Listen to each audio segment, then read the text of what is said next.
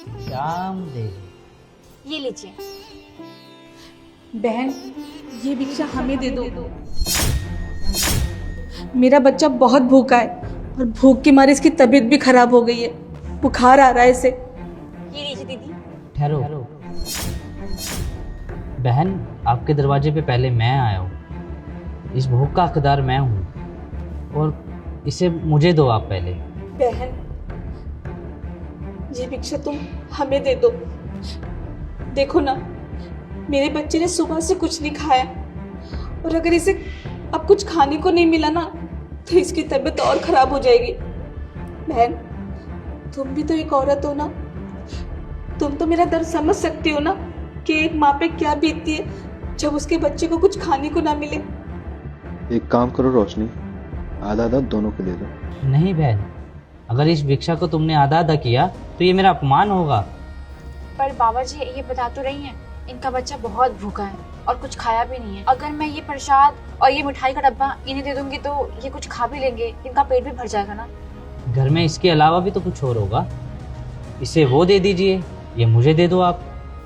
पर बाबा जी आज ना हमने घर में कुछ भी नहीं बनाया क्योंकि आज मंगलवार है और मंगलवार के दिन मेरा और इनका व्रत रहता है, इसलिए हमने कुछ नहीं बनाया और ये प्रसाद हम आपको ही देते हैं हमेशा मंगलवार को। मगर आज बाबा जी, आप तो मुझे आज दुविधा में डाल दिए, क्योंकि एक तरफ आप हो जो सन्यासी और एक तरफ एक माँ जो अपने बच्चे को 2 दिन से भूखी रखी हुई है।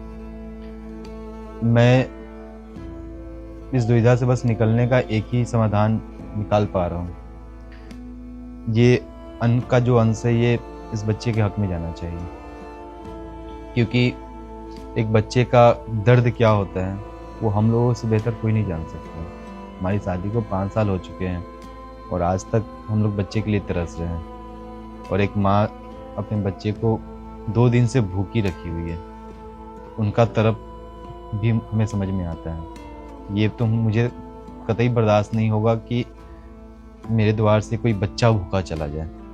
और हम आप तो नौजवान हैं, हम लोग 1-2 दिन भूख सहन कर सकते हैं, मगर मुझे अच्छा नहीं लगेगा कि अगर इस बच्चे को अगर अन्न ना मिला तो।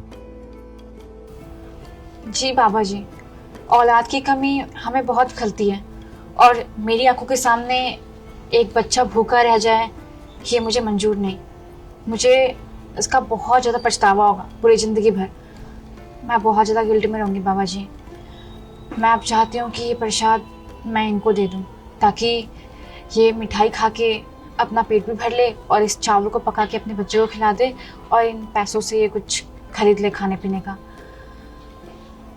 सत्य वचन बहन, जो तुमने निर्णय लिया है बहुत ही अच्छा लिया है। शायद इस भूख की आवश्यकता इस बहन को ज़्यादा है, इसके साथ बच्चा भी है, तो आप इन्हें दे दीजिए और मेरा क्या है, मैं तो किसी और द्वार से जाके ले लूँगा। दे दो बहन आप।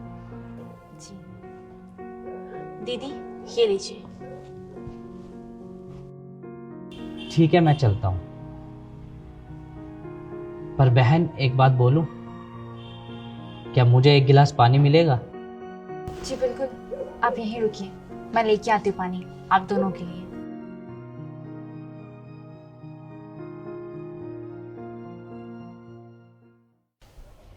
सब कहाँ गए? कोई भी नहीं दिख रहा। कहाँ गए लोग बताओ?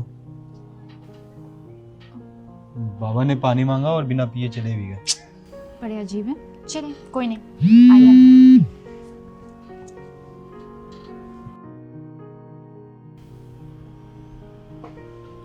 हेलो। हेलो, रोशनी जी के घर से बात कर रहे हैं? जी बोलिए।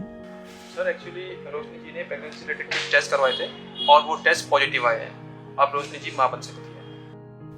क्या? जी सर, बहुत बड़ी खुशखबरी आपके लिए। क्या सच में? क्या हुआ है? बिल्कुल। ठीक है, thank you so much.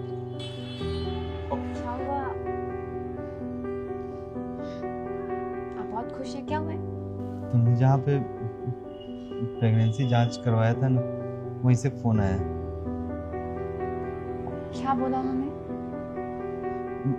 Report positive है। क्या? सच में? तुम माँ बनने वाली हो। सच में क्या? देखा, भगवान की लीला कितनी अच्छी है। हम मंगलवार का फास्ट रखते थे और ऊपर से आज हमारे सामने एक बच्चा आया था जो कि भूखा था। अगर हम उसकी हेल्प नहीं करते तो शायद आज हमें ये इतनी अच्छी खुशखबरी नहीं मिलती। पता है, वो तीनों ना भगवान का स्वरूप थे। देखिए ना, अचानक से वो लोग गायब भी हो गए और अचानक से फोन भी आ गया। ये ना ऊपर वाले ने हम लोगों की जांच के लिए इन लोगों को भेजा था। भगवान तेरा कोटि कोटि प्रणाम है। हम लोग शायद इस जांच में सफल हुए और देखो रिजल्ट हमारे सामने तुरंत है। कांग्रेचुलेशन। आपको भी 5 साल बाद अब हम लोग मम्मी पापा बनने वाले हैं। मैं अपने घर पे बता देता हूँ। मैं भी बताती हूँ, अपनी मम्मी को बोलती हूँ कि वो नानी बनने वाली है।